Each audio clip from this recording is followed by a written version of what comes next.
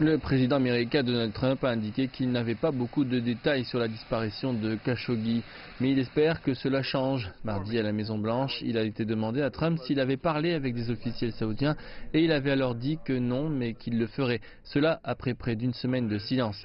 Khashoggi, un journaliste saoudien critique de la famille royale, vivait à Washington depuis l'an dernier. Il est entré au consulat saoudien d'Istanbul mardi pour, selon sa fiancée, obtenir des papiers pour leur mariage. Plus personne ne l'a vu depuis. Les officiels turcs pensent que Khashoggi pourrait avoir été tué à l'intérieur du consulat, une chose que l'Arabie saoudite dément fermement, mais pour certains, ce démenti n'est pas suffisant.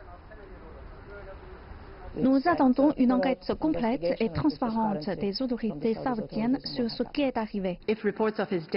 Si les rapports de sa mort et les circonstances extraordinaires qui l'ont causé sont confirmés, c'est vraiment choquant. Nous appelons à la coopération entre la Turquie et l'Arabie saoudite pour mener une enquête rapide, impartiale et indépendante sur les circonstances de la disparition de M. Khashoggi et de rendre ses conclusions publiques. Riyad a signalé qu'elle ouvrirait son consulat à Istanbul aux officiels turcs pour qu'ils y fassent leurs recherches. Mais en Turquie, nombreux doutent de ce qu'ils pourraient trouver, s'ils trouvent quelque chose. Il semble que nous sommes face à un cas de disparition forcée qui est programmé et réalisé de manière professionnelle.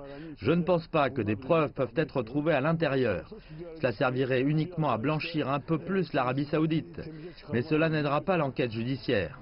Tout cela ne fait qu'ajouter de l'huile sur le feu sur la relation déjà tendue entre les deux voisins. Les relations sont passées de bonnes à tendues, puis mauvaises et maintenant à très mauvaises. Au début de la guerre civile syrienne, la Turquie et l'Arabie saoudite travaillaient ensemble pour retirer Bachar el-Assad du pouvoir. Mais la querelle diplomatique de l'Arabie saoudite avec le Qatar a fait qu'Ankara a envoyé des troupes à Doha, un geste des plus symboliques qui a agacé Riyad.